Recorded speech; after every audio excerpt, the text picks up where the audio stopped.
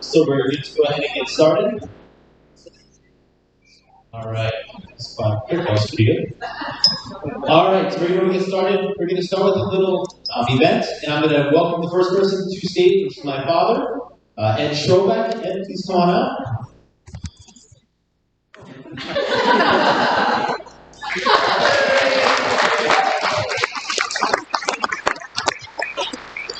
Welcome to the first annual Veterans Fundraiser. I'd like to call up some veterans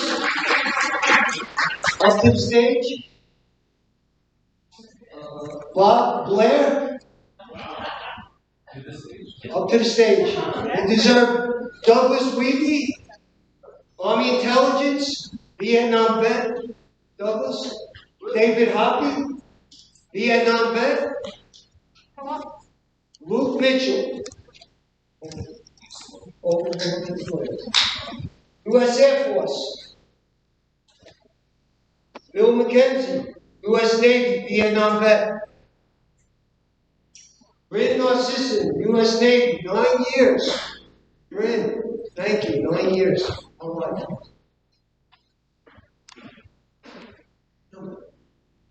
John Nelson, Vietnam vet, 1966 to 69.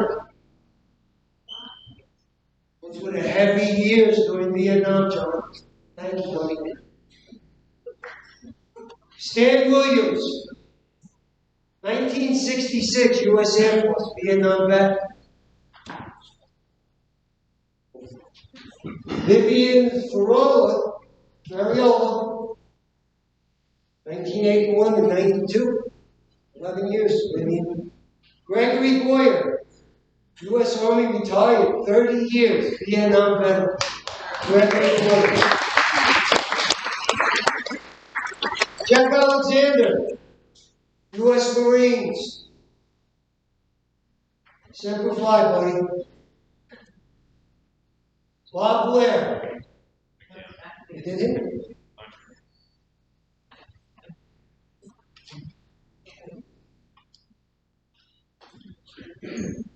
Is Jim O'Connor here? Tina Noel, one of the few women, served overseas in Germany 3 years in a combat unit. Wasn't many women in combat units. First Armored Division during Vietnam. Tina.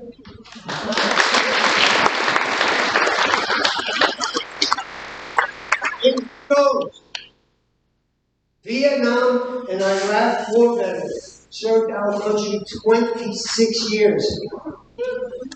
Andrew worked here in my home.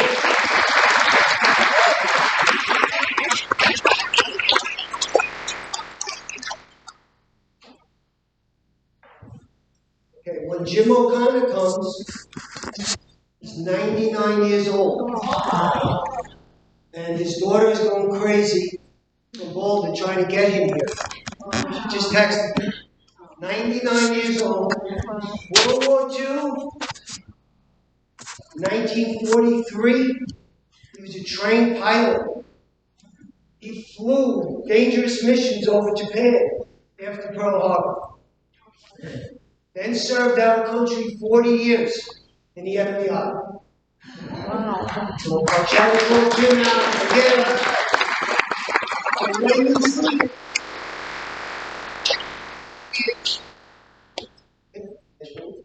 can everybody stand for the national? Oh, wait, hold on. You have a poem?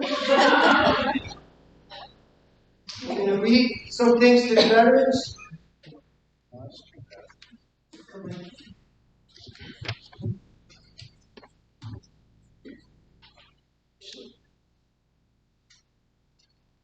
I watched the flag pass by one day. It fluttered in the breeze. A young Marine saluted it, and then he stood at ease. I looked at him in uniform, so young, so tall, so proud.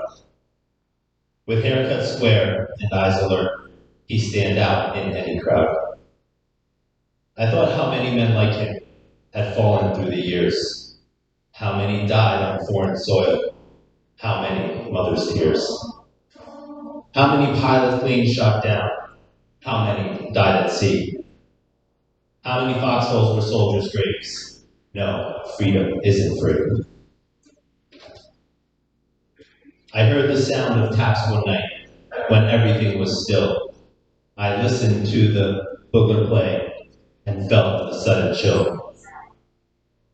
I wondered just how many times that taps had meant amen, when a flag had draped the coffin, or a brother, or a friend. I thought of all the children, of the mothers and the wives, of fathers, sons, and husbands with interrupted lives. I thought about a graveyard at the bottom of the sea, of unmarked graves in Arlington. No, freedom isn't free. Jim. Jim O'Connor. Jim O'Connor. That's okay. Stand right there, boys and girls. Jim O'Connor, please stand up.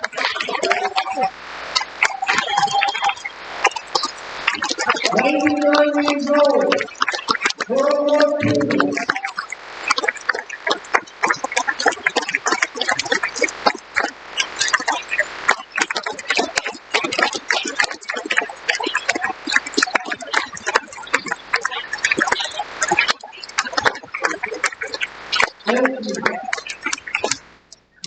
It takes tremendous courage for a soldier to risk it all to protect his and her country.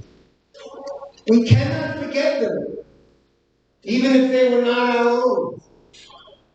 They are what we can only aspire to be, giving, unselfish, the epitome of human love is to lay down one's life so that others might live. You are the veterans of America, the most trusted among us and the most tested of all Americans. You are not only the heart and soul, but you are the backbone of this nation.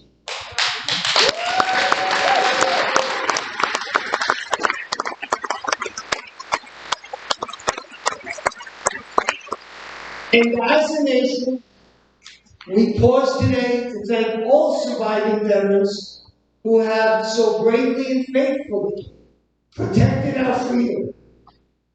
They gave, and you in the audience gave today. And you deserve our thanks. This nation will remain free in the land of the free only so long as it is the home of the brave.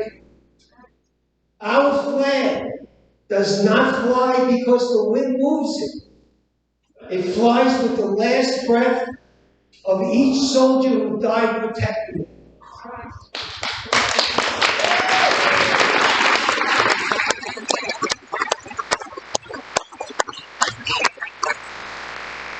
To the veterans of America, we know Americans never quit.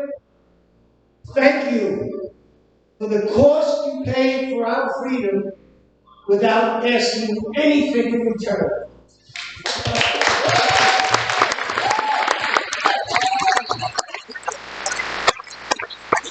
Thank you for the freedom to live in our safety and pursue happiness, for freedom of speech, and for all the freedoms that we daily take for granted.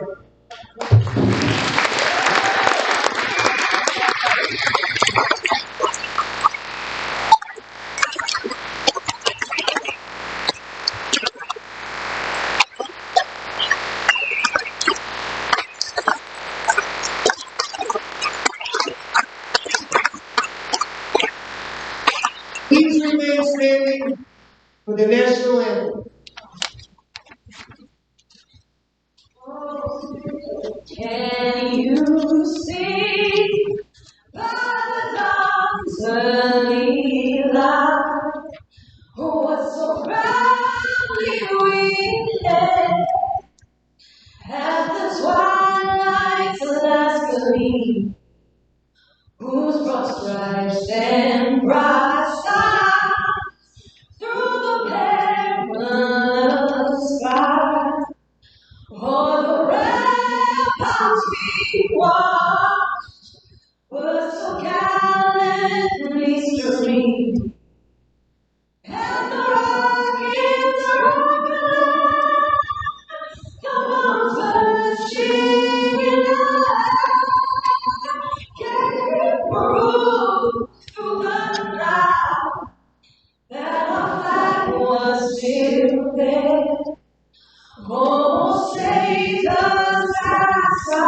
faithful, faded away.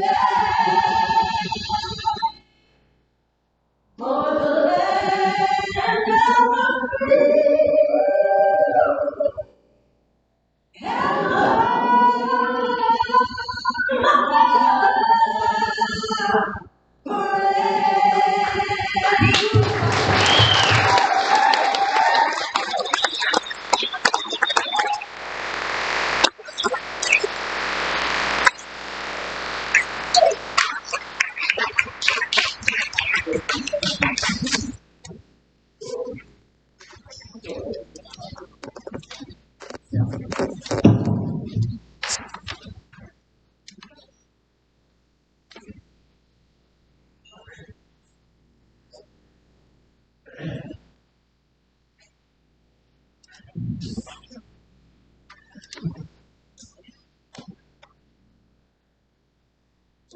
Are you ready to laugh?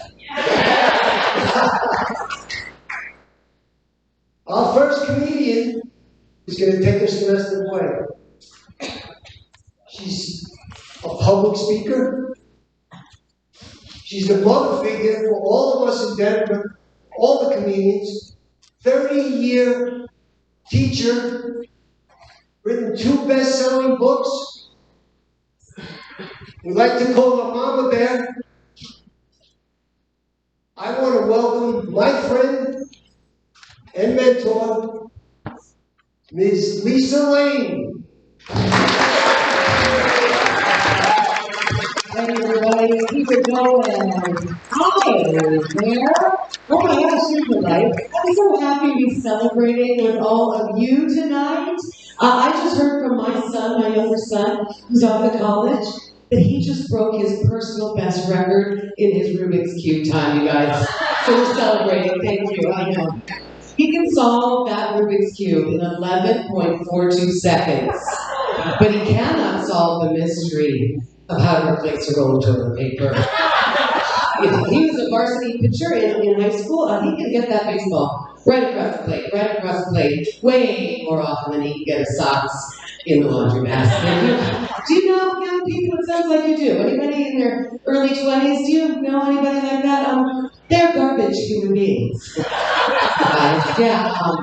My name is Lisa Lane. Once again, I'll be your host for the rest of this evening, everybody. And I have raised 2 sons with one family motto. They're boys, I keep it simple. Don't be a dick. Yeah. I mean, it's real, right? It's important. I'm a refrigerator magnets, don't be a dick. Embroidered pillows on their beds, don't be a dick. I used to whisper it to them instead of lullabies at night.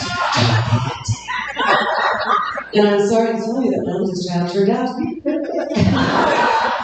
Hard to tell though, you guys. He lives full-time and goes to school in France. So is he a dick or is he just French? Oh! Yeah, he's just adapted to the culture. It's hard to tell. But he's very woke, they're so smart. I get a lot of this. Mom, why are you so lame? Why do you live in this dumb house? Why did you let yourself go and give up on your dreams? Oh, well, because of you. Actually, you're the dream crusher. You know how it is. Yeah, it's hard, guys. Hey, give it up for your beautiful selves being out here tonight. You're doing good work just by sitting here and drinking, and I like that because that makes us funnier all night long. Seriously. No, really. Do we have any active duty military in the house? Make some noise. Identify yourselves. Well, let's give it up for them in their absence, you guys. The active duty. I love military people. I admire them because they know how to hold a sock. They know how to iron a shirt. And oh man, women in the military, they do such fierce, badass things. Never a hair out of place. Obviously, I don't have that skill. So I admire them. And oh man, I love vets, you guys. Thank you all of you. I love veterans. Yeah, one more time.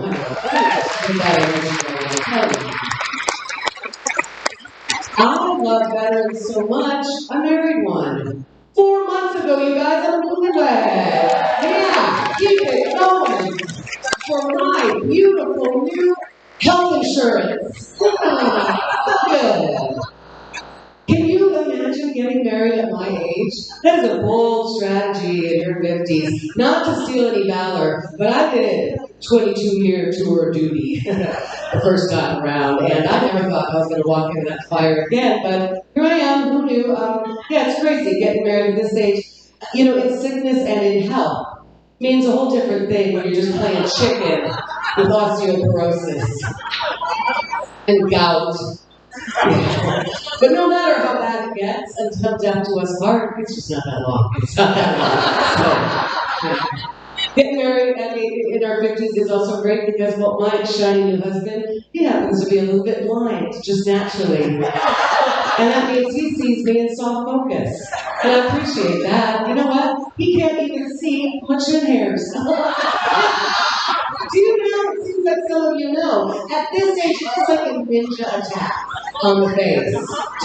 Yeah, right there. I name them. I got Thelma here, Louise right here. We get into a lot of kinky adventures to each other. I try to keep it clean. Right? I have a pair of tweezers in my car. I learned how to do this.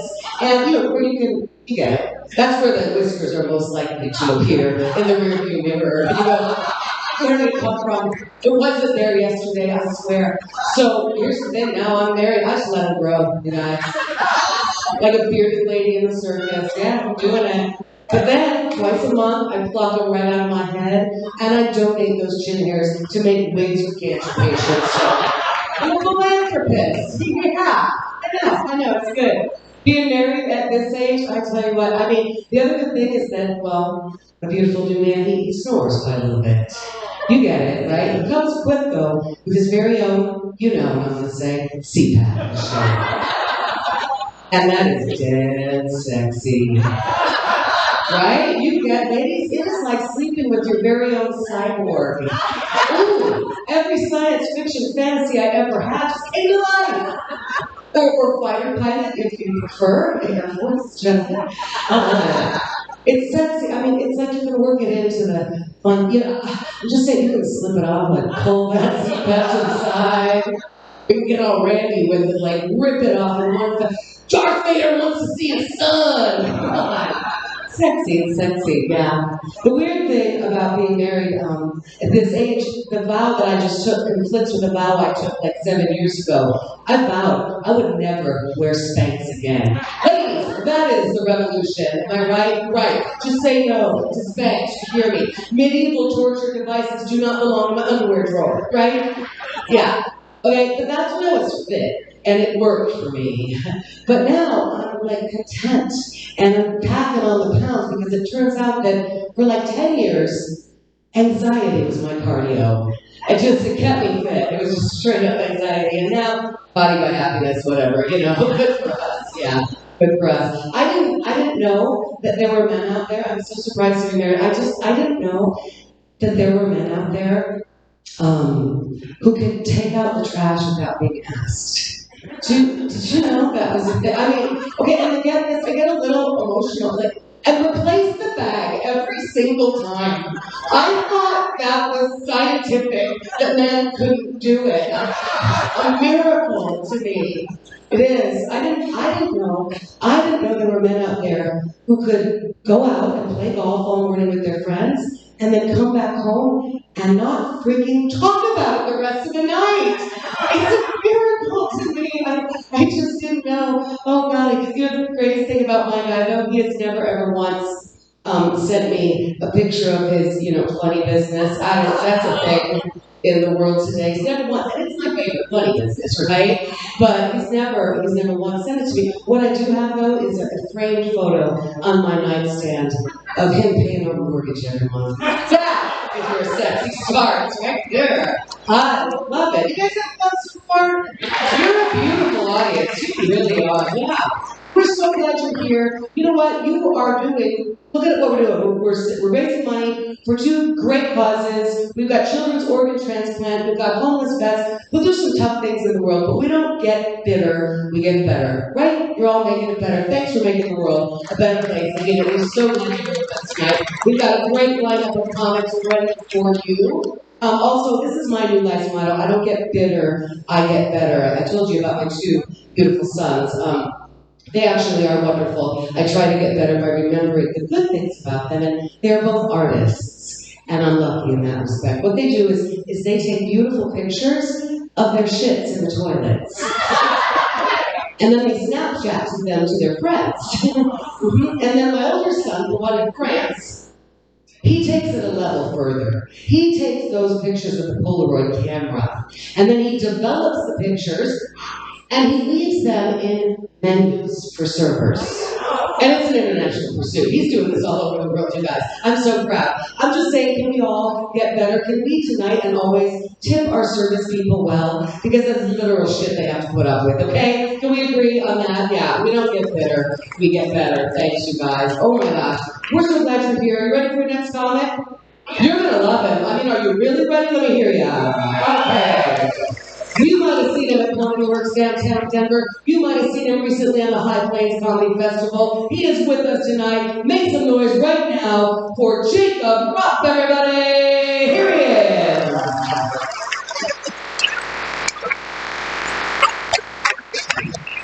Oh, hello everybody. You're going for Lisa Lane. I, of course, am one of Lisa Lane's sons, so talk about that earlier. Okay. It sucks being dyslexic. Am I left? Am I left? All right, one joke down. About 10 more. I'm getting out of here. How am I doing on time? Good? All right. I didn't want to start off like that, you guys. I want to start off with a joke about my small intestine. But it was too long. Let's go, Rex. Yeah. Sorry, some of you guys didn't get that. It's a bit of an inside joke. What? All right, it's gonna go great. Hello, everybody. My name is Jacob. A little bit about me. I'm 14 years old. It actually helps me that I'm doing comedy, though, guys. I got a small role in a TV show. I'm actually the bait kid on the Catch a Predator. All right, sweet. We lost the left side of the room on that one. That's all right. Okay, I'll go again. More about me. I'm half Mexican, half white, so I'm here to steal your part-time job. Yeah, you know white people in half French, huh? Yeah.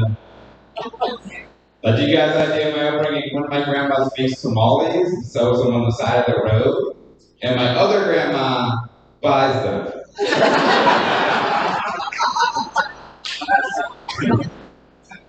Being half Mexican, I'm on the fence about a bowl. All right, next show.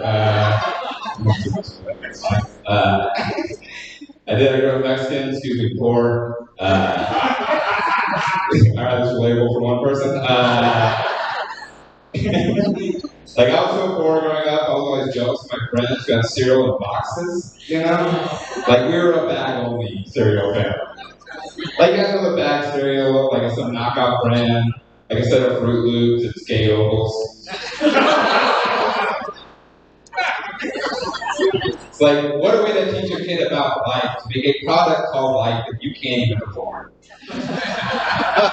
You have to settle for the bag version called Stripe. Alright, everybody's like, get this poor guy off stage.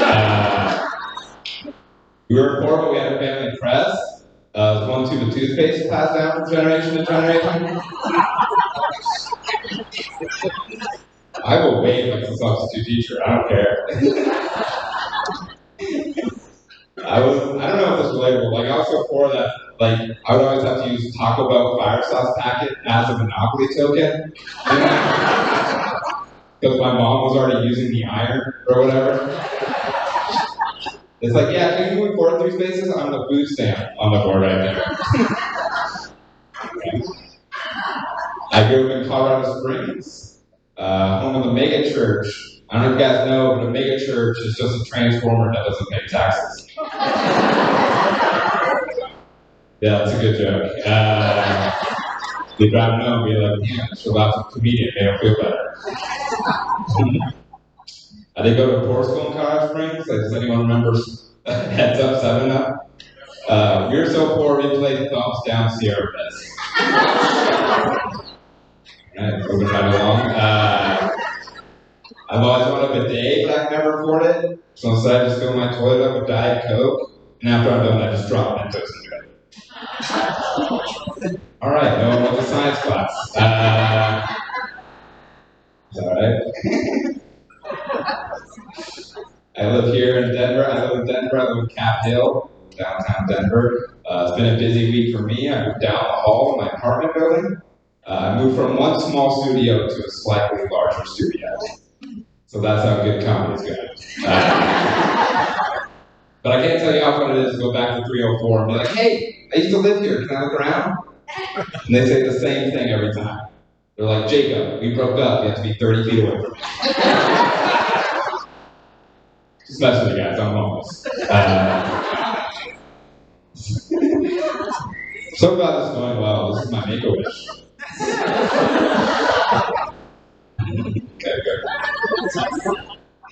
We got a real cool vibe. Just a kid getting up at Thanksgiving dinner doing stand-up right now. So not a lot of people know, but Samsung built a robot with a bud to test butt dialing on their phones. Which is ironic because I wouldn't need a cell phone if you just gave me that ass robot. Alright, 4 jokes left.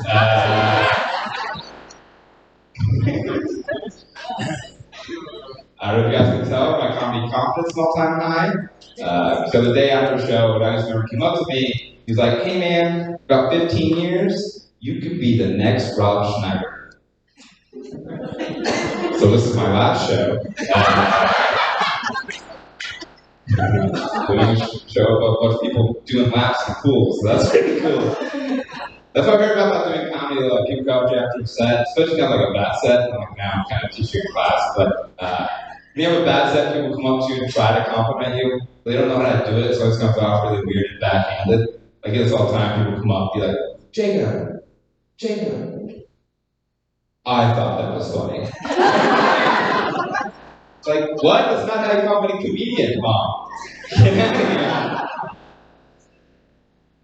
I used to be addicted to candy cigarettes, but now I'm on the Sour Patch.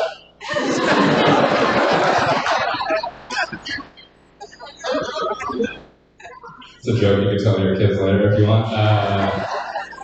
It's pretty good. I'm back in the office now after working from home for like a year, and then I'm back in the office. Nah, it doesn't matter. Okay. My office is funny. They have a bunch of signs to encourage social distancing, you know? And it's like, please keep 6 feet away from each other, about the length of some skis. And there's like a guy with the skis on there. And I just realized I work in the widest office in the world. But I've been caught out my whole life. I've never been skiing. I need like a poor version of that sign, you know? It's like, please keep 6 feet away from each other.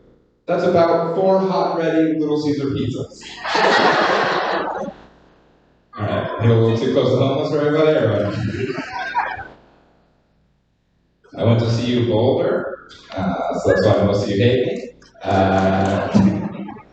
majored in holding the door open for girls who wouldn't have sex with me. Minored in film. I dated an RA in college. She didn't live in the dorm. She was the hot girl with rheumatoid arthritis.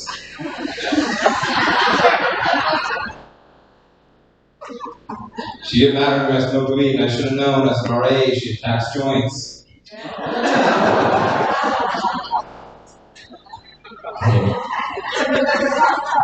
That is so much better than nursing home I did last night.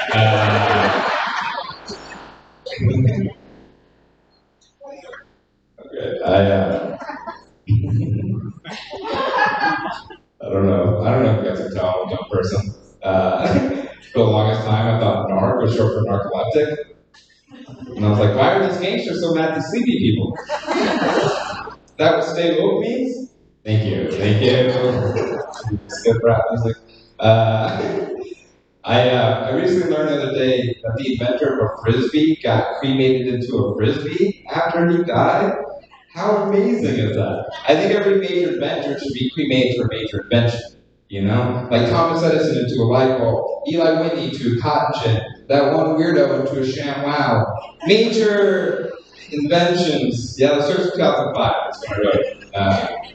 Does anyone remember that during the ShamWow commercial? He got arrested after a prostitute bit his tongue out. Bit his tongue out. Can you imagine how much blood? If only there was a towel that could absorb that blood.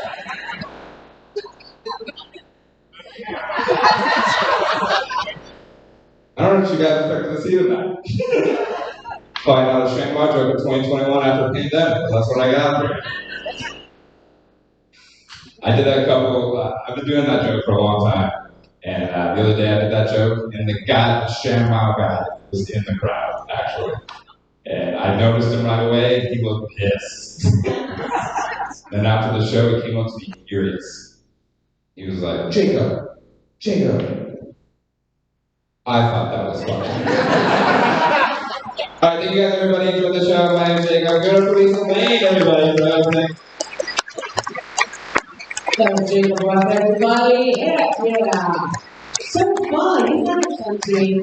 So COVID times. I don't know, now we have a table here, so I shall enjoy a cocktail with all of you, I guess. It's reading table. Just kidding, everybody still having fun? Are you enjoying it? Good. We want you to get up and make yourselves comfortable, get drinks again. I want you to drink a lot, just tonight gets more fun, doesn't it? Are there any actual parents of teenagers in the house? I talked about it earlier. Yeah, okay. Parents of little kids? Anybody? Oh, I'm sorry. Was I scaring you? I don't have any sympathy anymore for the parents of little kids. Oh, it's so hard. They're getting sleep. The baby. Wait till that baby drives a car. You guys, wait until the cell phone tracker on the phone goes dead at 2 in the morning, okay? And if you're like me, like any self-respecting middle-aged woman with 2 teenagers at home, you tune out from your family by tuning into a whole lot of true crime podcasts, okay? So you assume either that cell phone is dead or the child is dead, right? Either he's blowing me off, or he's getting blown by his girlfriend. I can't take it. It's so hard. And when the children are little, they have a temper tantrum, but it's adorable. You can physically pick them up and put them into timeout. My children were high school wrestlers. So if I even come near their rage, they're gonna kill me. That's what it is. It's pretty much just dodging their blows and hoping they make contact with drywall. That's really the key to parenting. Young parents, you don't earn the parenting card until someone punches a hole in the drywall. Might be you never know, okay? But we live in hope, don't get bitter, get better. Here's a quick tip before your next comment. I don't want to freak you out. I'm going to give you advice. I just think it's very important to raise your children afraid of you, okay? So what I did is I would take my boys back to the country every year where I was raised, because I think nothing instills that fear in their hearts better than watching their mama slaughter the chickens. You know how it's done, right? Yeah. You pinch the bird's neck and then you whip it like a towel in the locker room. You do get a lot of yes fans at the dinner table after they've seen that. Okay, so that's it. That's for you. Do that, you guys. Are you ready for your next comic? Okay, you're going to have to make some noise for this one. Oh my God, okay. Let me tell you though, he has performed at the world famous Comedy Works here in Denver, all over the East Coast. He is a Vietnam veteran. He lives right here in Highlands Ranch. Are you ready for some New York humor, ladies and gentlemen? Are you? Okay. Then let's welcome back to the stage, Eddie from New York. Let him hear you. Eddie, Eddie, Eddie, Eddie, Eddie, Eddie, Eddie.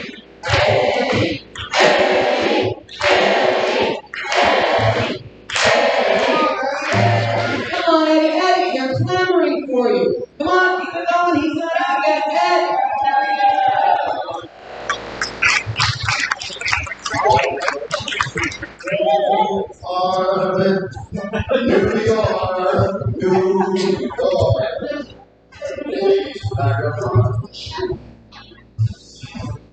Our longing stray right through our very heart. What's up, Highlands Ranch? Does anybody here live in backcountry? People will have golf carts and there's no golf course. I don't want to ask you what you use it for, because that would be another half hour. I can't believe this stuff still fits. I think I got an ulcer. I can't eat right because I got kids all over the world that I don't know. But yeah, I can do some New York impressions. Do you like the New York accent? You like it? Yeah, you like it? Yeah. How you doing? I'm not bad. I can do Al Pacino, John Travolta, Andrew Dice Clay. Got any preferences? All of them. All of them? Al Pacino. From Sept. Hey, Tumbleweed, I'm standing here. John Travolta.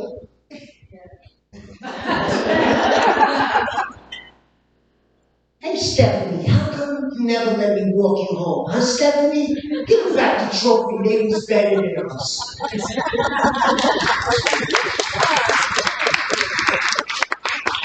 Andrew Dice Clay, I'll give you a little bit, but you're going to have to come to the club to hear that part. This is a PG rating. Yo, hickory dickory dock. Some girl was cleaning my clock. Mary, Mary, quite contrary, shake those underarms and show that hand. Well, yeah, I've been here 8 years, maybe 9 years. And I finally got my Peyton Manning jersey so I could fit into King Supers on game day. But I refuse to wear shorts in 20 degrees below zero. I mean, but the people here are so nice. They use phrases like, you're fine, no worries.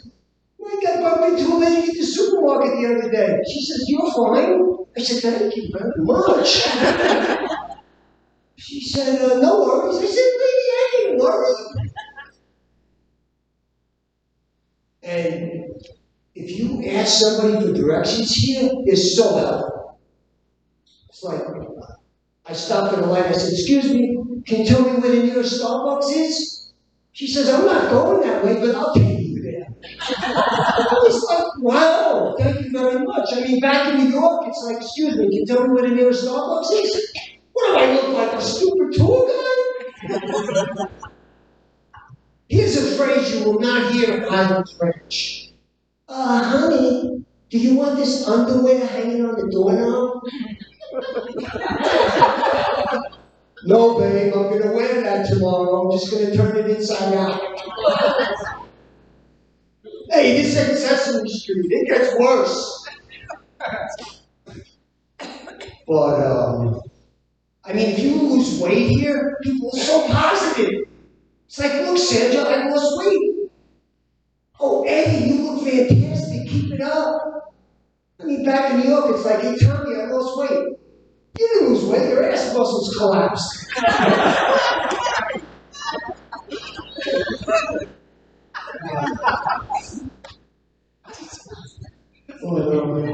I mean, if your zip is open here, it's like, excuse me, sir, your zip is open. Oh, thank you very much. You're so polite. Back in New York, it's like, hey, Tommy, your zip is open. Yeah, what do you want to see it?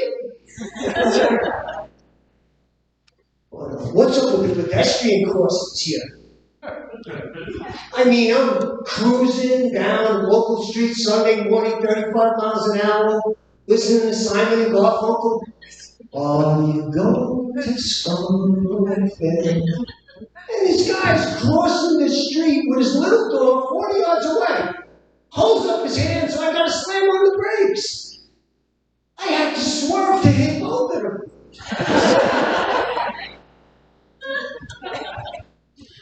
And I mean, what's up with the native stickers? I want to get a native sticker, but I can't. I wasn't born here. I'm in the gym the other day, right here, and I hear two guys talking. You know, Bill, the pollution, the traffic going out to the ski areas, the housing, the interest rates, everything's out of whack because of these East Coast people moving in. I have to say something. I go up to the guy and say, excuse me, sir, what do you want me to do? Get a sticker that says I'm the one that ruined Denver? People come up to my face and they say, yes. But, I mean, thank God we're here. Thank God we can have a gathering, a comedy show with this pandemic.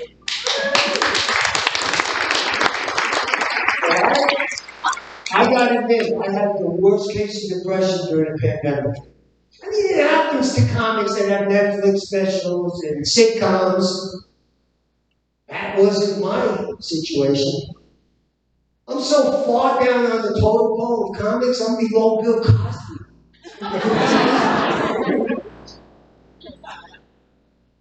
But I love performing here in Denver. It's the only job that I'm happy with when people are laughing at me. I mean, a lot of people found religion during the pandemic. I found gummies and margaritas. I was so bored. During COVID, I listened to an old Tony Robbins tape. He told me I could accomplish anything I wanted to. So I started flipping houses, and I hurt my back. I mean, I bought a book, Sex After 70. And it was blank.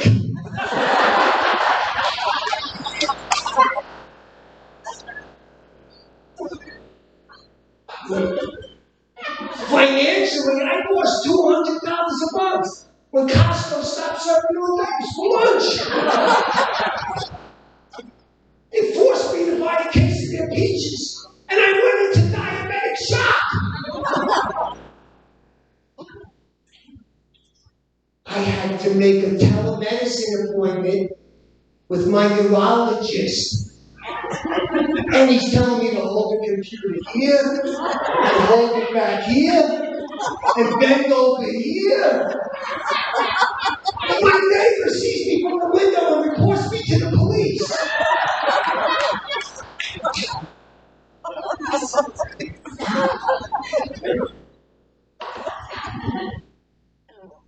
I mean, I had the worst case of COVID. I almost died. I was intubated. People are coming up to me, Eddie, whatever you need, tell us. You name it. We'll get it for you, whatever you need. I said, how about $10,000? And they said, they scattered like rats. I didn't saw them. But growing up in New York was tough, man.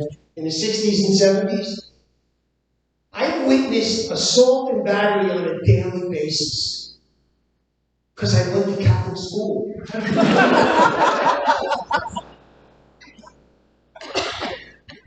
I mean, now, 70, I'm walking to the bathroom like Night of the Living Dead in ski boots.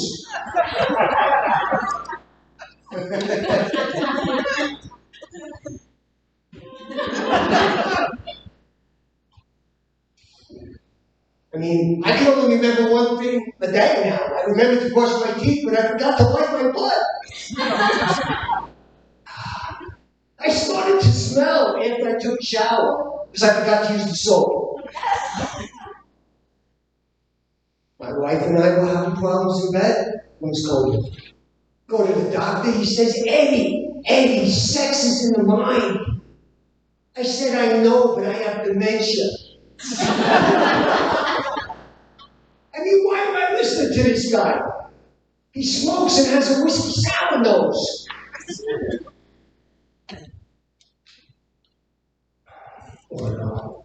Then he says to my wife, why don't you wear sexy stockings to bed? And I said, how come it's okay for her to wear socks to bed, and if I wear them, I'm gross? I just don't want the cold to seep up to you know where. Then he tells my wife to start exercising, which went great until I found her with a personal trainer practicing breath work.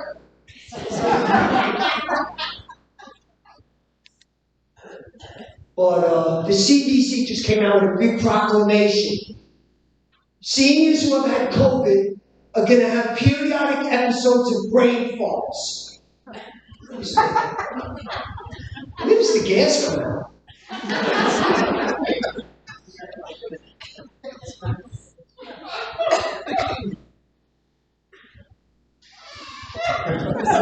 Hey, you guys got a big event coming in. You got the play Hamilton's coming back. $1,500 to $3,000 a ticket. My wife says to me, Eddie, you're going to get culture. After 10 minutes, you're going to love it. After 5 minutes, I was sleeping. I mean, when I got out of Hamilton, I felt like I got taken for a timeshare in Mexico. Except there, I get a week's vacation. Here, I get that little playbill book I keep on my coffee table to remind me I got ripped off for a history lesson. But I mean, these plays, these Broadway plays, they talk so fast. And they put it to music, and they mix it in with Shakespeare, and rap, and TV, and to make you feel like you're getting educated. I mean, here's an example of a Broadway play. Sitting here, Antonio, many a time in off on we have talked to me about my monies and my usages. Still, I bore them with a patient stroke, because someone is the bed to all my child. Sleep, I couldn't get to sleep. Not for all the jewels in the crown. Your mama's got ass like a donkey, like a monkey, look like King Kong. We got condoms we can play. We got trips we can make. Kaye Ocho with the old father. This land don't belong to Virginia. My heart doesn't bleed for the South. This land here is endless in land. Good tennis, we can move off like 2 old chains. I was playing in the beginning with the 2 old chains. I can shoot up and spit out and move off stage. You are not the father, yes.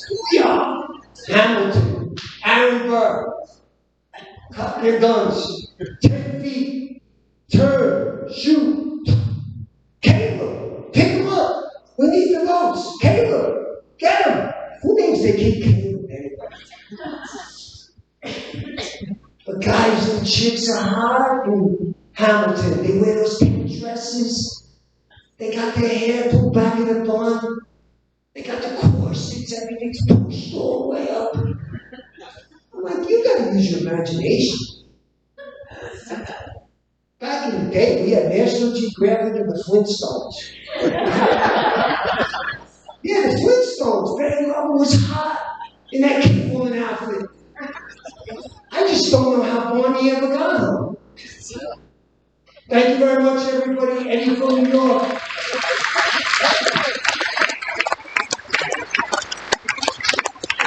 Eddie from New York, everybody. Keep it going. Yeah. Hey, Eddie, can we stand on here? My next comment, it's just feeling good. Okay, how you guys doing? You feeling it? Feeling good? Feeling fun? You really are a beautiful audience. You just look, I mean, seeing you without masks too, you know, it's still surprising to me. It's still kind of forbidden fruit. It's like biblical. The mask is off. I can see your beautiful faces. I want to make out with every one of you, is what I'm saying. Okay, we've got 2 more awesome comics left, you guys. This next one, you're going to love him so much.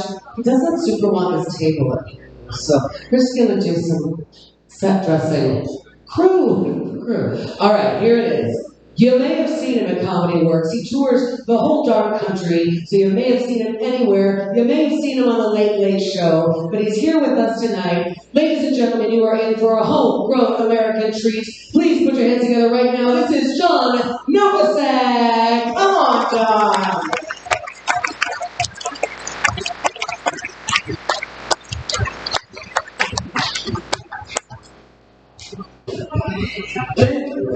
Thanks so much. I think I'll say you were laughing already. Next guy, that was like a magic trick. There was a table out there. Eyes are going again. seeing stuff. All right. So, anyway, you guys are probably like, did you see this guy walking around the neighborhood? And I did. I got down to leave and I was walking around. And I met the police. They were real nice. They told me where and I'm like, how fast could I possibly be going?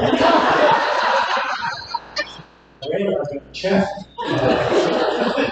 Now, I'm very happy to be here, you know, and I'm happy to be doing shows again. It's great to be doing shows again because I've been doing this a long time, and I took the pandemic seriously, you know. So I'll tell you what the hardest thing for me during that 15 months was not being able to get any hair care. Once I became fully vaccinated, I went to Fantastic Santa. And they were like, "You don't know what to do with this guy." So they called in supercuts. It's too big of a job for us. So finally, the good people at PetSmart I feel like my own self again. And I got a flea bag.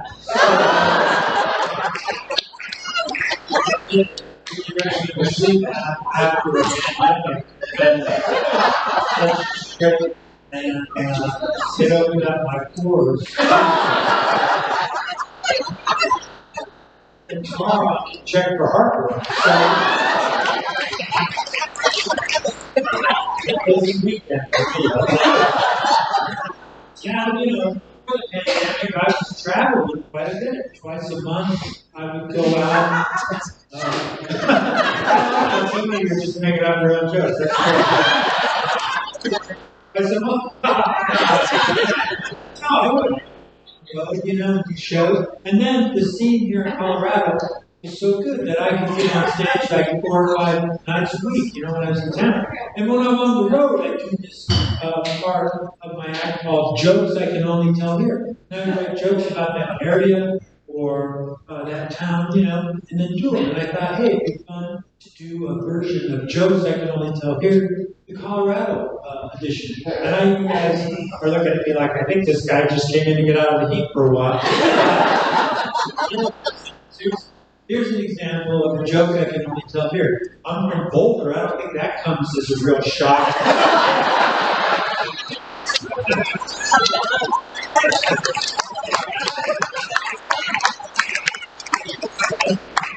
But this guy's from Fountain.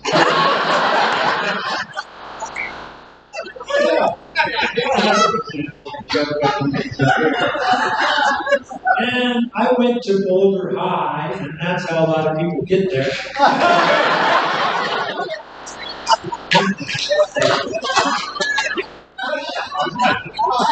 We had this weird gym teacher in my high school. It was just this guy named Jim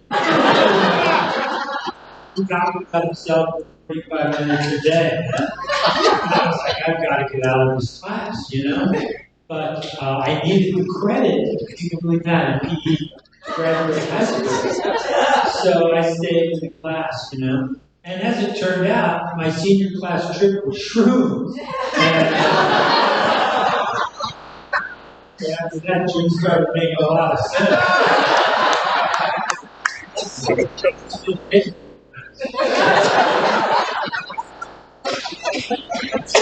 Well, we're still in jokes I can only hear, so that's fun.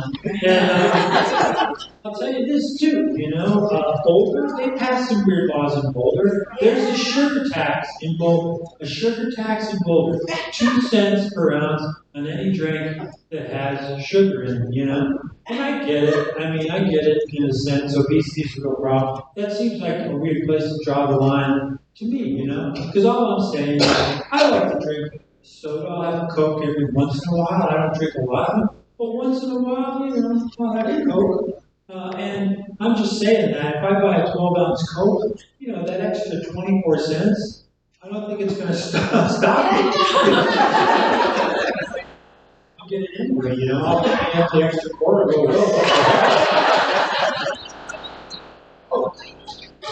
if you did, I'll stop and put some real tax on there. But here's the thing that I think is really weird, is that you can buy a bag of sugar and there's no additional tax.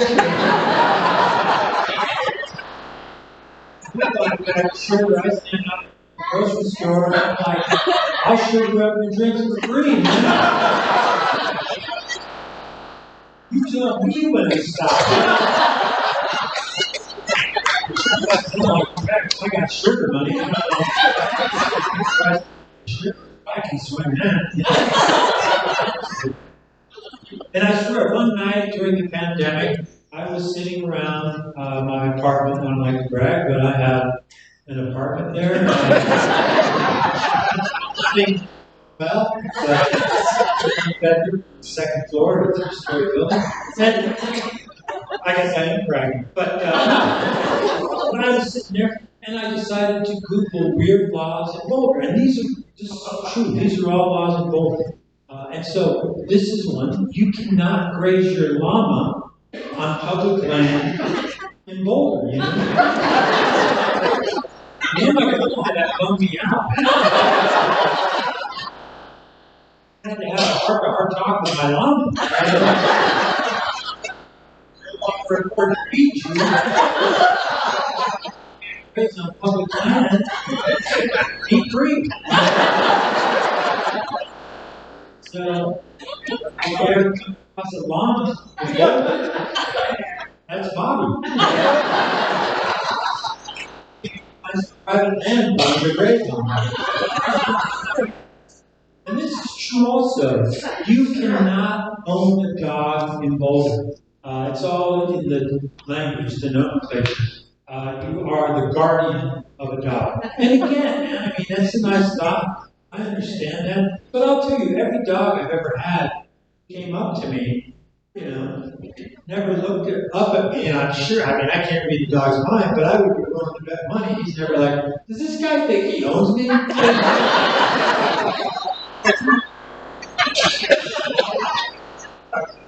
Go outside, I'm going to go ride in the car. What do you want?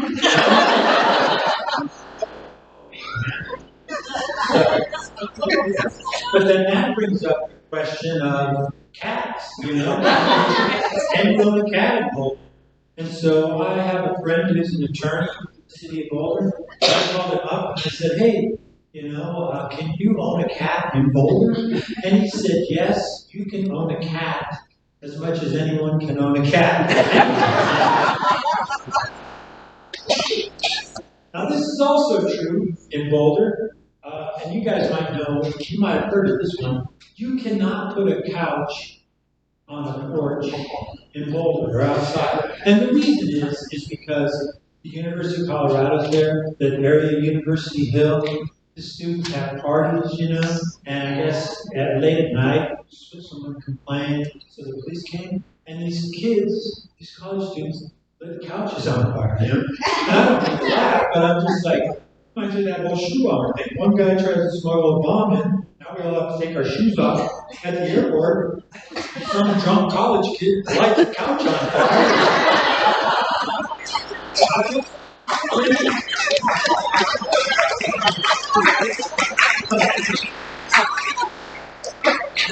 Because I live in an apartment, so I can put the couch in the parking lot, but still. And then that brings up the whole question about what about a love scene? You know? People to work, so you can really burn the hell out of that.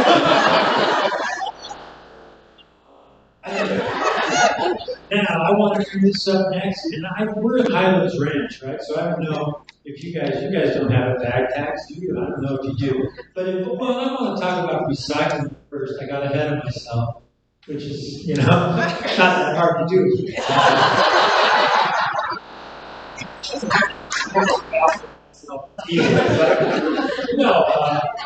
What I wanted to talk about was recycling, and recycling is important, you know, and it is. And I recycle. I'm a busy guy. I know it doesn't look like it. Well, thanks, but I I recycle, but I do it all at once because I'm busy. So I melt down plastic, tin, and aluminum all into one super compound that I call plastinium.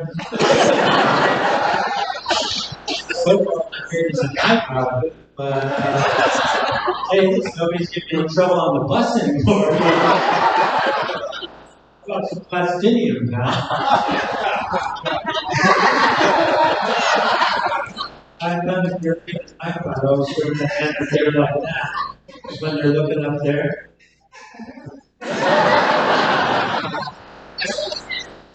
I'm fighting tip for me to you. So, but yeah, I ride the bus. And there's weird things happen to me just in general, but the bus magnifies it. Like say that school is a bus stop, right? So this happened to me one night. It was in Colorado, and like I said, I'm from Colorado, but I don't ski because I'm already sliding down so many other areas.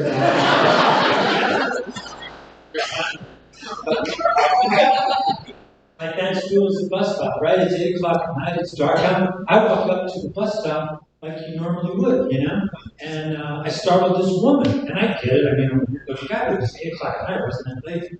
And we live in America. I choose to look like this. Like, I get up in the morning, check my reflection in the mirror. I'm like, that is the look I'm going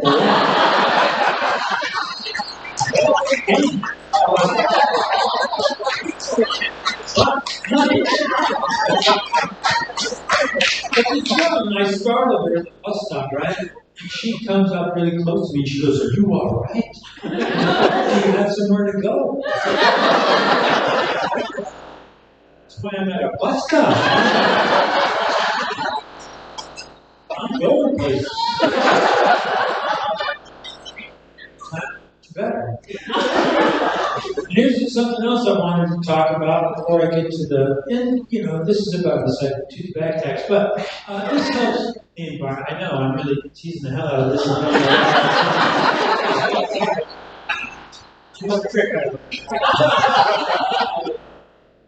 But I want to talk about this because it's really helps the environment too. And I'm a vegetarian, and I don't care, if you eat meat. I mean, you can tackle a cow right in front of me and start gnawing. It'd be like, to write the Constitution. And if the cow started winning, I would jump down there and start fighting the cow with you. I'm losing to a cow right now.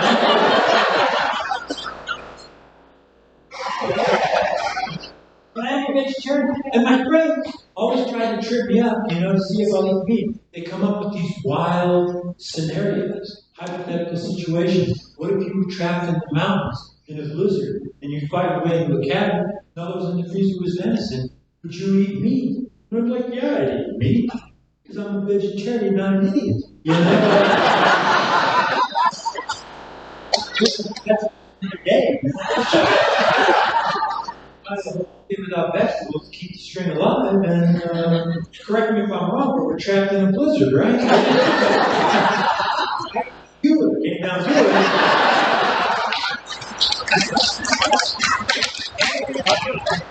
I just rather have a Palestinian night.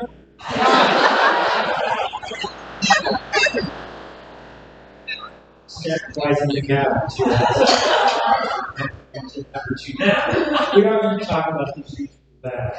And this is a reusable shopping bag, and it's made out of plastinium. That's just But in Boulder, and I think in Denver now too, they want you to use these bags, and if you use one of these bags, they charge you $10 per bag. And it always gets really quiet during this part of the show. It's like, dude, just pay the damn $10. But, and it wouldn't be the first time that I bought a dime bag in Boulder.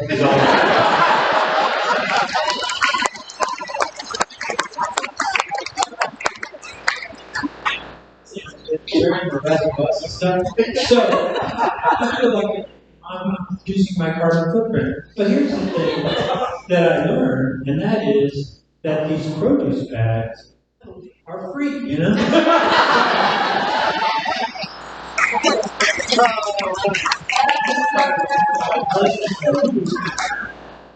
then come to the bus stop.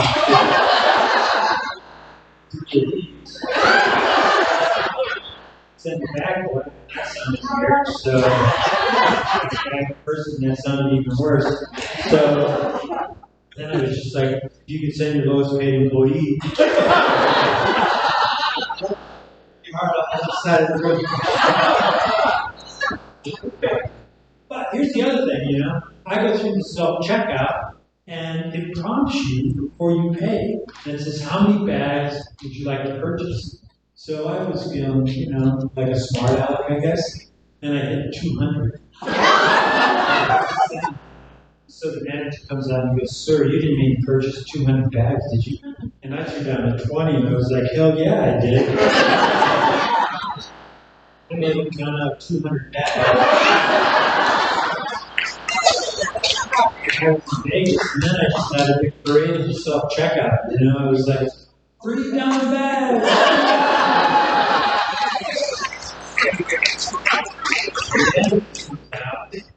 And he goes, sir, you have to stop. I said, you can't stop me. This is America. I bought these bags. I'm doing it. And it turns out they could stop me.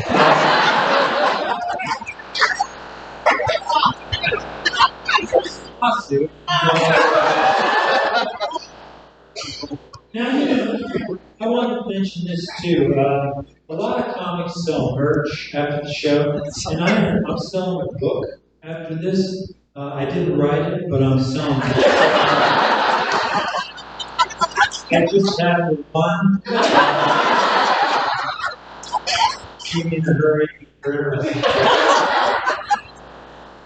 And I'm also selling this. This is some things. But I did one of those, you know, if you buy 10 of a certain item, so I bought 10 thin spaghettis. And I'm not going to lie, man, I am tired of thin spaghetti. I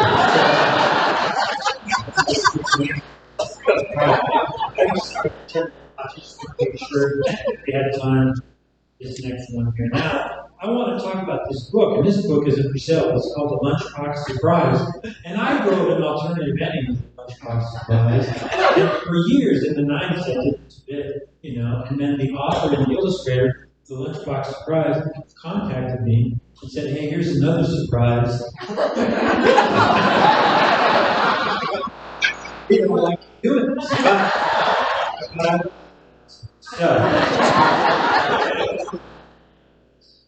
And I'll tell you when we get to the part I read.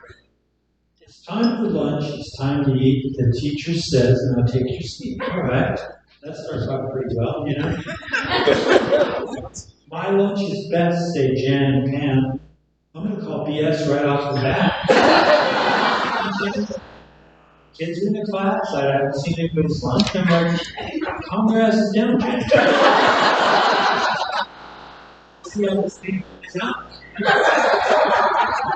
But I'm going to skip ahead because this thing reads long. Jan has peanut butter, bread, and jam. All right, that sounds pretty good. Pam has soup. Dan has ham. I'm giving it to Dan, man.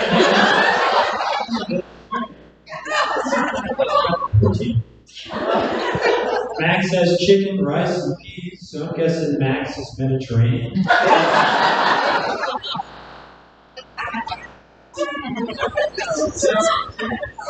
But Sam has nothing, not a spot. Sam has nothing. His mom forgot. I know. It takes a weird turn, man. I'm like, Sam's mom takes it. And then he lunchbox. That's the story I would be. Now this is the part I remember, guys. Sam's mom is a bitch.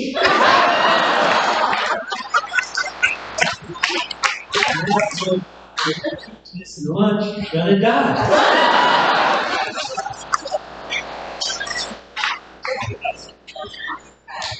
Enjoy my friend Nancy North. Thank you all so much.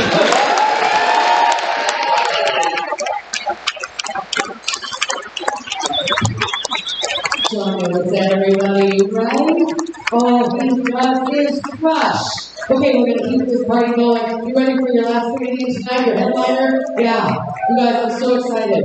Among her many credits, she was the first woman ever to win Boston Comedy Fest. I know, yeah. But I mean, you can see where she's going with that. I mean, Boston, Beantown, Boston baked beans, beans and rice ceremony, the San Francisco treat. Treat yourself, self-care, self-respect, self-love. Love is love is love is love, cannot be killed or swept aside. Sidebar, sidearm, side eye. I am the prize fighter, fighter pilot, bringing us back to Tom Cruise, Top Gun. I feel the need for speed. Speed of light, speed of sound, sound of music, bringing us back to Julie Andrews, Joe a deer, a female deer, Ray a drop of golden sun. Sunshine, shine on board of directors, director's cut above it all star, turn of events, turn of the screw, turn on a dime a dozen donuts, donuts and coffee and cream cheese, cheesesteak, steakhouse, house party central park, hog the car in Harvard Yard, bringing us back to Boston.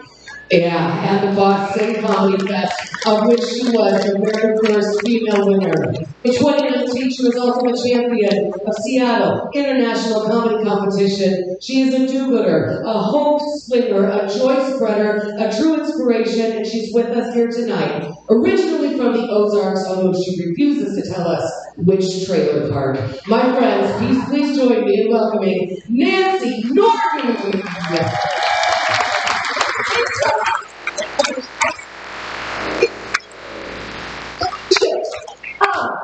Hi, hey kids. It's all dance. Yeah, I know. I don't know, compared to some of the others as old. It was fun. It's fun to not be the oldest person on the show for a change. Can you hear me? Yeah. All right, Jim. Can you hear me? Is he still here? Yeah. Hey, Jim. Thank you once again. Thank you once again. Everybody, one more round of applause.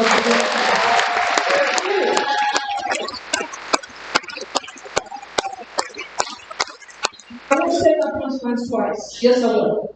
Kids, by the way, not everyone in the Ozarks lives in a ding-dang trailer park. There is a huge waiting list. All right. Just get in there. You think you just get in there? You have to earn it.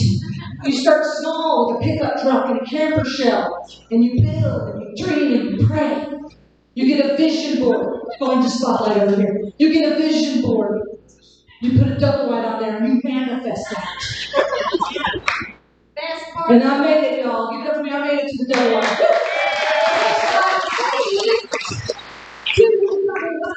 Watch me pray for kids. Things do not always go well. You've all seen that pack of trailer going down the highway. That is an Ozark divorce. It's a sad part. It's a wide load. It's a red flags are on there for a reason. Stay back 10, 15 years. We are a mess. Good part of the country. It is a good part of the country. Are you from the Ozarks? I am. You are. Which trailer park are you from? Sister, that is my mom. We're both from Springfield, Missouri. I'm from Springfield, Missouri. I can prove it. Yeah, we can't even see each other because we both have a lazy eye. But you know what? It's not our fault. It's because we were cooking with an easy bake oven, kids. The young ones don't understand. In our day, light bulbs got hot. We were cooking with 200-watt bulbs, staring at it through a piece of glass. Yeah, they won't let you look at an eclipse going over, because you can stare at that 100-watt bulb for an hour and a half. Frying your eyeballs, just love us with easy bake, blind. Completely blind. We had to cook by smell. Right? You know the smell when the cake is done. Is that cake done, or is that my cornea? You ever try to smell your cornea? You have to eat it like a rainbow. Smell it. Huge cake rising up in the oven. They had, what is that, 1/16 of a shitty cake? 1/16 of a cake, you're 5, you can't do fractions, and they knew that. You overload that little pan every single time. Honey, it says halfway full. I am starving, Mama. Huge cake would rise up. It's going to hit the light bulb. Then you can cook by sound because it would sizzle. That's when your cake's done. Hit the light bulb. You have cake pride. You made something. You made a cake, a huge cake. Has to come out of slot this time. Does anybody remember that trauma? Break the top off. Never had a pretty cake. You had to force it out with another cake pan, didn't you? You had the 2 cake pans big system. You had to bake another cake to get the other cake. Right? You had the primary cake pan, you had your secondary cake pan. If you were rich, you had a tertiary cake pan. We were not rich, we just had primary, secondary. We just had primary, secondary, make another cake. Setting you up for the type 2 diabetes that you now have. There's big pharma behind it the whole time. Pretty soon you have a stack of cakes this high. You're doing weddings for Barbie, and you don't know why. She did not want to marry Ken for some obvious reasons. Something happened.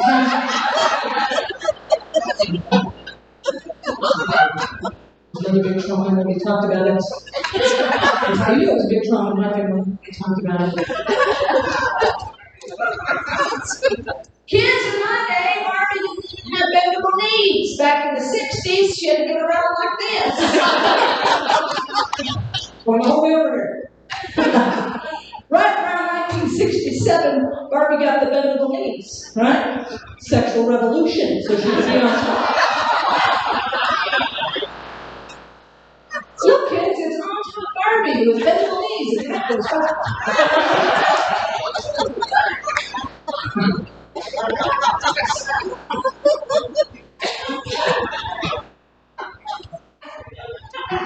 Pretty soon you had to clean your little easy bake oven. Remember that? You couldn't clean it because it had little slots on the side. You didn't have an easy off or the easy bake. You had to get creative. You're like, how am I going to get in there to get those stalactites of chocolate off the light bulb? Am I saying that correctly? We have any spelunkers in the house? Stalactites go down? Testify? That's right, testify. Thank you, sister. Affirm. Yeah. Are you a teacher? No, you just know it. You just know stuff. Did you learn it? Did you learn it in school? You just know shit. Oh, well, maybe comes in handy at comedy shows. We learned from a little saying that my 6th grade teacher had for us. Anybody else have a little saying, stalactite, stalagmite saying? Yeah. Springfield girl has one. Maybe we have the same teacher. Tell me the saying that you were learned. I gotta do it. Does anybody have one? Does anybody have a stalactite, stalagmite?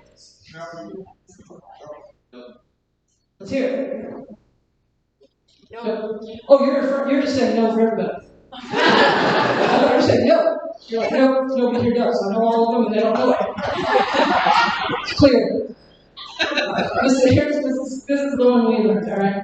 Kids, if you're having trouble remembering the difference between stalactites and stalagmites, just remember, when the mites go up your legs, you got to take your tights down to scratch them.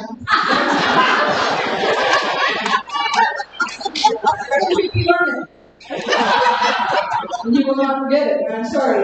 But I cannot be alone with them.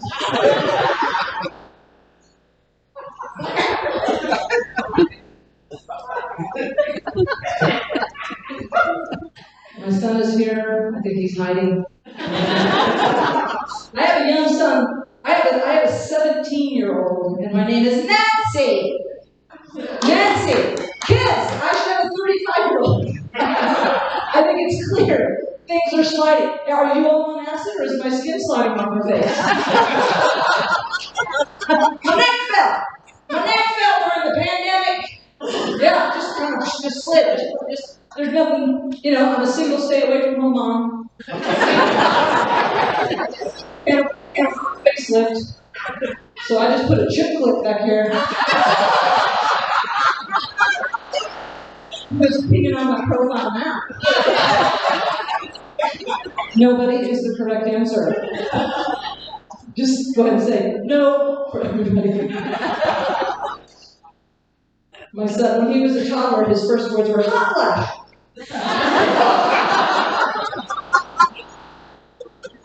Yeah, he would just see my neck turn red and he would put himself in a timeout.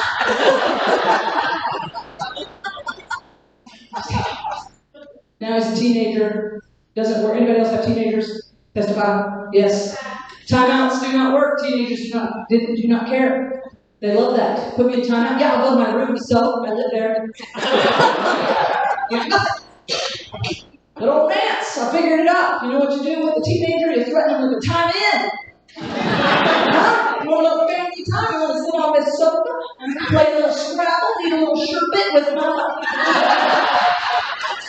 You know, it's Bridgerton. They'll scurry off and do their dishes. You'll hear the clickety-clackety of the dishwasher being emptied. They'll even dab the back of the cups. That's how effective a time in can be. So we've been quarantined together, quarantinagers. And yeah, there's some smells. I'm going to say it. Sorry, okay, I'm not going to say, I'm going to cut some of that material. Out of respect for Jim. He doesn't need to hear this. He can't, anyway. But yeah, we're friends. I have met him before. I want him to meet my son, actually, because my son is a World War II, I guess you'd say aficionado. I've taken him to the World War II Museum in New Orleans, and he's obsessed. Yeah, you been there? Yeah, it's a. You look what? Oh, you're just testifying from New Orleans, giving it a shout out. Bourbon Street. Are you two sisters? No, yes, we are. Yes, you are. She said no. We're Siamese twins joined in the ring. Because you're gonna start a fight. Highlands Ranch. Have you guys tried the Highlands Ranch dressing? It was fun. It's probably a joke of the year of the week, actually. It was delicious. So my son, he's writing jokes for me. Mom, I'm worried about you. I've seen your act. Actually, he gives me notes on the drive home. He really does. He's like, you do, okay, you just tell funny stories and he needs jokes. So he wrote me a joke. All right, you ready? Here's a joke. What do you see when aliens get diarrhea? Mysterious crab circles. Give him $20. Did I overpay? That's all he wants really right now is $20 bills. I put a mail slot in his door so I don't have to open it. Just get the mail slot. Yeah, you know what I'm talking about. Smell it any way you like. You don't have to smell those smells. Just, anything that will accommodate a pizza, $20 bills, phone, smartphone. That's all I want. But he does keep me young. Yeah, full disclosure, I did not birth my son in my 40s. I adopted him, or as he says, I bought him, which it does not work that way. Does not work that way, you guys. Although if you are adopted or have an adopted child, it was a journey of love. Although I didn't have a Groupon, I got a great deal.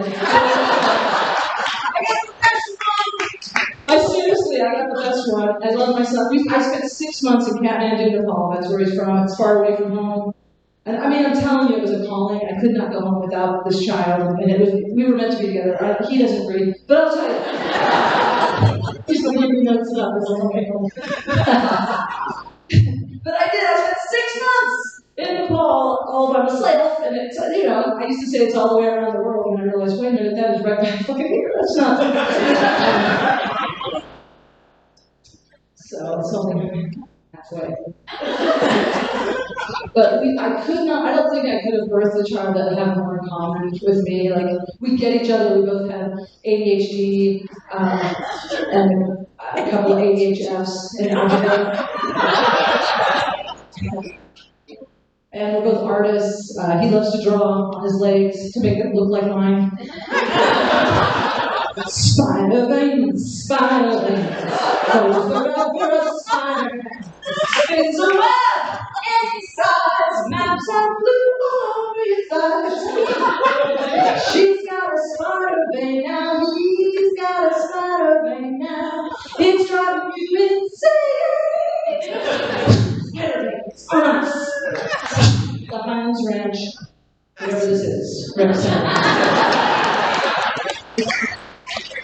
winner. Okay. That's going to be the play. Spider-Man's next season. Any questions, concerns? I love doing this job, and I know I don't. We don't have a lot more time, but I did want to share with you. I love doing this. I used to be a nurse, a registered nurse, and are there any nurses? Are you nurses? Are you clapping for me? My mother from World War II was an officer in World War II. Your mother was an officer in World War II? Yes. All right, give it up for the Army nurses. Yeah. Thank you. I love her. She also, she was right, but like at the end of the war, my mom went, and she does have veteran benefits, 94. Jenny is 94, she would not be proud of my act. No. She's like, I come from 5 generations of nurses, and it ends with me just going to tell you, I got out of nursing for the same reason a lot of people get into it, to save lives. You are welcome. I should not have done that job. I don't know if you can tell, but I don't have a lot of compassion. Compassion fatigue. And healthcare, it's all about them. My arm is broken, my chest is hurting, my cervix is dilating. And that's just the doctors, all right?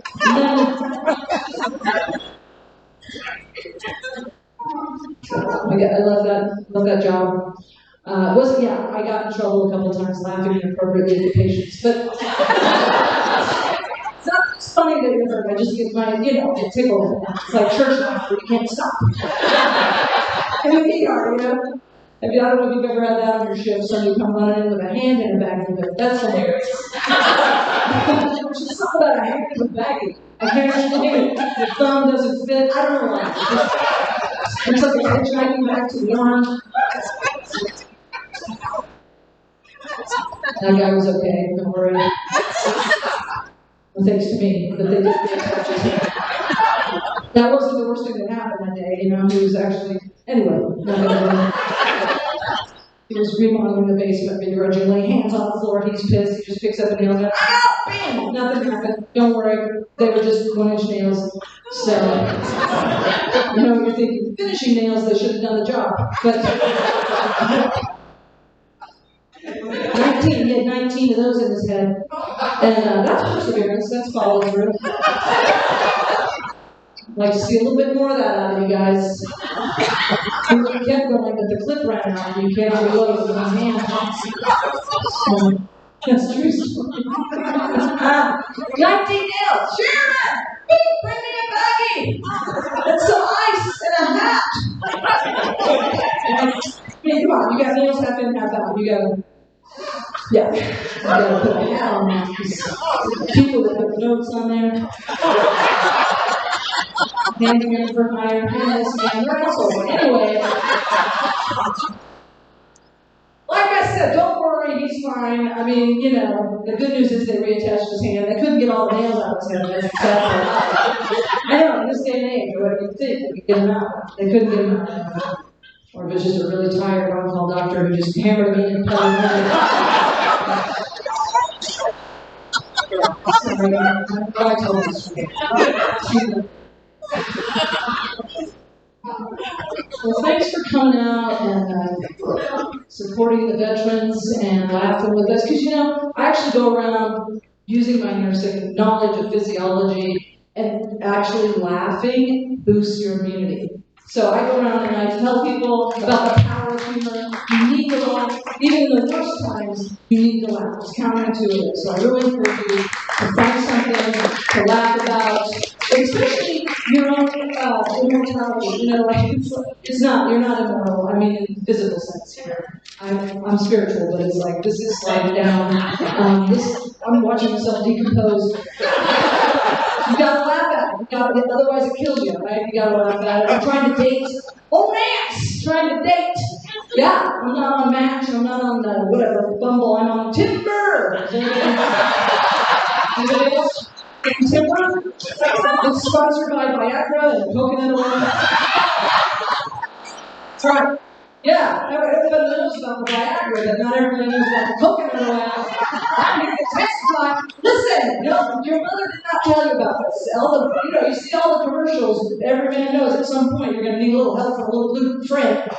The women, they don't tell you. At some point, you're not even going to be able to sneak up on anybody. Just telling you, it's an inner climate down south. I've been kicked out of a lot of libraries, okay? Gotta have a coconut oil. It's what? You have to plan ahead at this age. You have to plan ahead to make sweet love. Honey, you get your little blue pill. I'll get the coconut oil. Let's meet back here in like an hour. Synchronize our crutches, and pretend it was spontaneous. Which it is because we have short-term memory.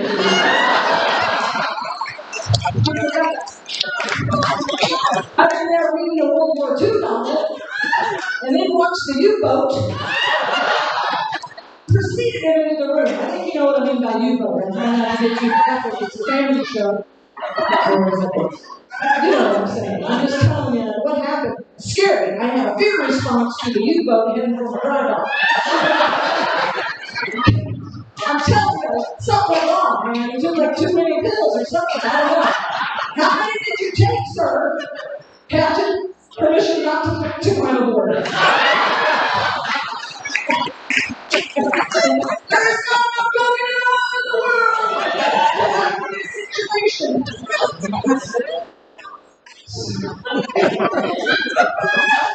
Then I realized I still had on my reading glasses.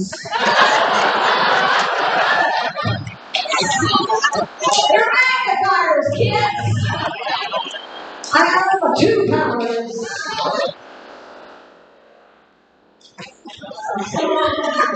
That's just fun. If y'all, been in a long-term relationship and want to spice things up, head over to the dollar store and get you some 3 powers. It's like being with somebody new. It's me up to a B cup. It's exciting.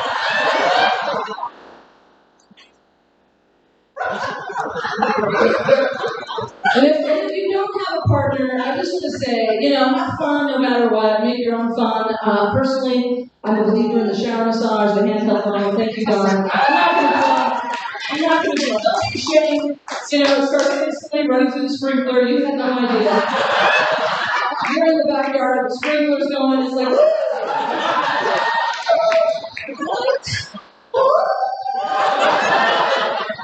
next thing you know, you're turning it up and ignoring the popsicle man. All I'm saying is there's a direct relationship between my water bill and my happiness. You guys, please stay happy. Thank you for your attention.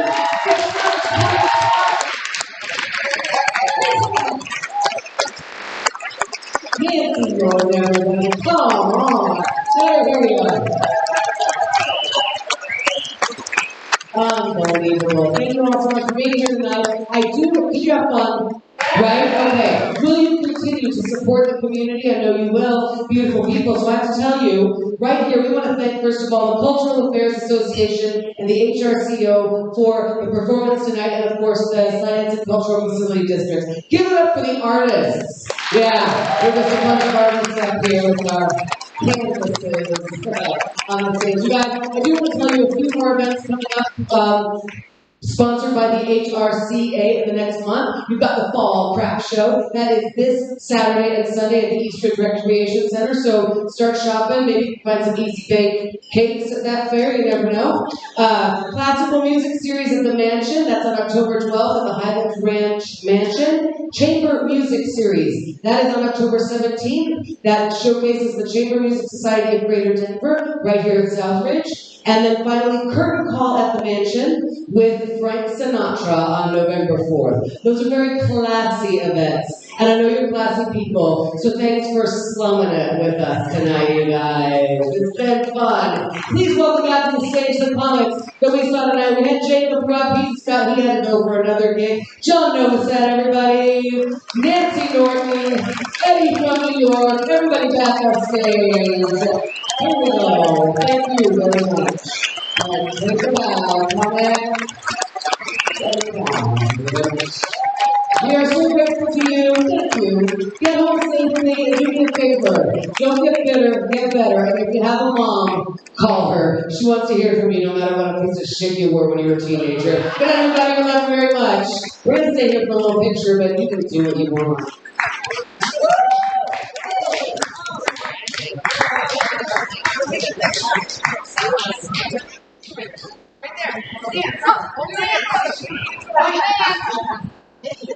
Nancy, look this way. Oh, there it is.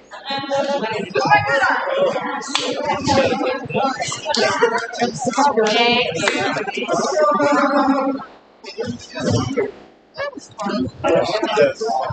I actually like